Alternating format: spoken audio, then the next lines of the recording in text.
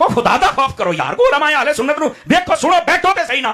اور جی میرا ہے سوال ہے میرا ہے, نبی پاک نے فرمایا, سنو ذرا حدیث, نبی پاک نے فرمایا پہلی امتاں دو وجہ تو برباد ہوئیاں جے, کیڑی کیڑی؟ نمبر 1 فرمایا کثرت سوال, جیڑا زیادہ سوال کرے تو ویسے ہی گمراہ ہوتا ہے. تے تسی کہو گے پھر 3:30 چ بندہ سوال نہیں کر سکدا, تے میں کہ سوال کرنے تے مرے نماز دا کر, وضو دا کر, غسل دا کر, جیڑا تیرے کول پوچھا جانا, جیڑا تیرے واسطے ضروری ہے. کثرت سوال والے بندے برباد ہوندے جے. اودی وجہ پتہ کیا ہے؟ او سوالاں جو کہ رہ جاندے جے. توجہ بھائی, او کی یہ سوالاں جو کہ رہ جاندے جے, انہاں چ عمل نہیں ہوندا. تینوں سوال کرنے دی اجازت ہی کنے دتی؟ پہلے تے مینوں یہ دسنا.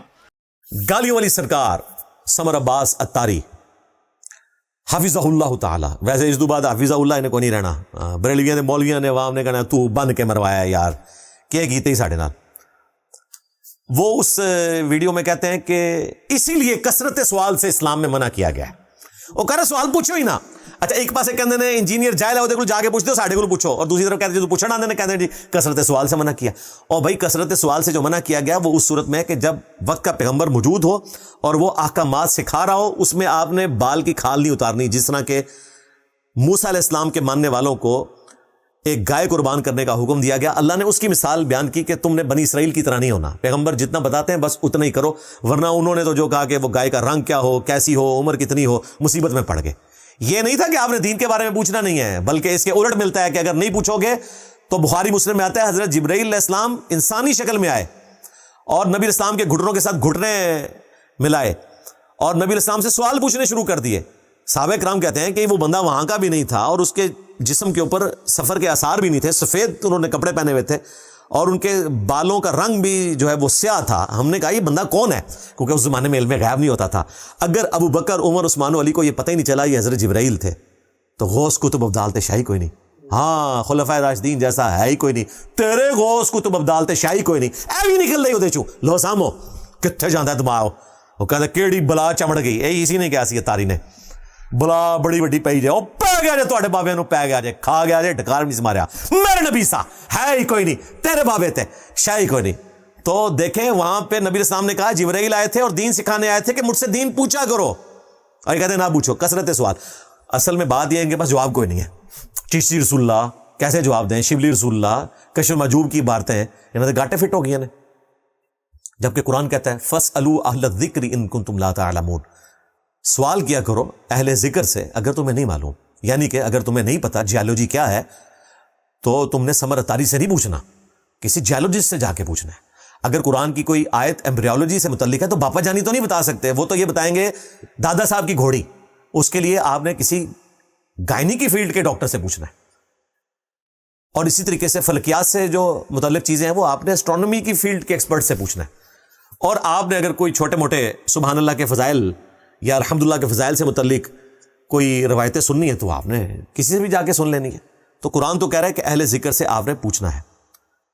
اور قرآن پاک میں اللہ تعالیٰ نے اہل ذکر کے پوائنٹ آف ویو سے, اولو الامر کے پوائنٹ آف ویو سے اوپن لائسنس نہیں دیا کہ اہل ذکر سے یہ نہیں پوچھنا کہ حضرت آپ کی رائے کیا ہے. نہیں, یا ایھا الذین آمنوا اطیعوا اللہ واطیعوا الرسول واولی الامر منکم فان تنازعتم فی شیء فردوہ الی اللہ والرسول.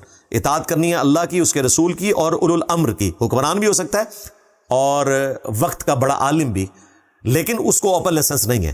اگر اس سے بھی تمہارا تنازع ہو تو معاملے کو پلٹانا ہے اللہ اور اس کے رسول کی طرف, اگر تم یوم آخرت پر اللہ پر ایمان رکھتے ہو, اور اسی کا انجام بہتر ہونے والا ہے, اسی میں تمہاری خیریت ہے. یعنی آج کی ڈیٹ میں کتاب و سنت کی طرف معاملے کو پلٹانا ہے. اور صحابہ کرام پلٹایا کرتے تھے. بخاری مسلم میں حدیث ہے, حسان بن ثابت مسجد نبوی میں بیٹھ کے نعتیہ اشعار پڑھ رہے تھے, حضرت ابو ہریرہ پاس بیٹھے ہوئے تھے. حضرت عمر نے یوں ان کو تیکھی نظروں سے دیکھا, ان کا عمر اس طرح میری طرف نہ دیکھ, تجھ سے بہتر شخصیت مسجد نبوی میں ہوتی تھی, میں ان کو بھی اشعار سنایا کرتا تھا, محمد رسول اللہ صلی اللہ علیہ وآلہ وسلم. تو سیدنا عمر نے کہا کہ اپنا گواہ پیش کرو. ان کا یہ ابو ہریرہ. حضرت ابو ہریرہ نے گواہی دی کہ امیر المومنین نہ صرف حضرت حسان نعت پڑھا کرتے تھے بلکہ نبی الاسلام نے ان کے لیے دعا کی تھی کہ اللہ روح قدس کے ذریعے ان کی مدد فرما, جس طرح عیسیٰ ابن مریم کی مدد کی تھی. وَأَيَّدْنَاهُ بِرُوحِ الْقُدُسِ جو سورۃ البقرہ میں آیا. سیدنا عمر وہاں سے خاموشی سے چلے گئے. اب یہاں پہ بھی میرے دماغ میں آیا کہ یار آج مسلمانوں کے بچے کو پتا ہے کہ نعت پڑھنا حضرت حسان کی سنت ہے, اور جن کے پاس علم غیب تھا یعنی کہ حضرت عمر فاروق, انہوں نے پتہ ہی نہیں لگا. ہائے ہائے ہائے کتنے گیا دماغ. اگر حضرت عمر کو اس زمانے میں نہیں پتا چلا, ان کو حضرت حسان بتا رہے ہیں, آج ہی دماغ چاہیا کیسے دیکھو پٹھے پاسے دماغ جاندہ ہے, یعنی کسی دے پاسے جاندہ ہے. ہاں. اور ان کو باقاعدہ تصدیق کروانی پڑ رہی ہے حضرت ابو ہریرہ سے, اور اس کے بعد وہ اٹک بھی نہیں رہے اپنی بات کے اوپر اس اعتبار سے کہ میں خلیفہ راشد ہوں, میری اطاعت کرو. حدیث سنی, وہاں سے چلے گئے. یہاں آپ کسی کو حدیث بتائیں کہ نماز کا طریقہ رفع الیدین کے ساتھ لکھا ہوا ہے تو کہتے ہیں پھینک دیو. وہ آپ نے دیکھ لیا سمر تاری کے ساتھ وہ پیچھے اینو باہر سٹو. یہ جن گستاخ نے انہاں دا اسلام اور مسلمانیت دے نال تعلق نہیں ہے. جزاک اللہ. یار انج نہ کرو بھائی, محفل ہوندی پئی, بیٹھو یار انج نہ کرو بھائی, محفل ہوندی پئی, بیٹھو یار انج نہ کرو بھائی, محفل ہوندی پئی, بیٹھو. تنو نہیں باہر سٹنا, تیرے سارے بابے باہر سٹے گئے. ہاں تسی منوں فل ٹاس دیتی سی, میں چھکا پلانٹ ارتھ تو باہر بلکہ تہاڈی گلیکسی تو باہر تہاڈے بابے سمیت سٹے. الحمدللہ میرا نبی سا ہے ہی کوئی نہیں, تیرے بابے تے شاہ ہی کوئی نہیں. الحمدللہ.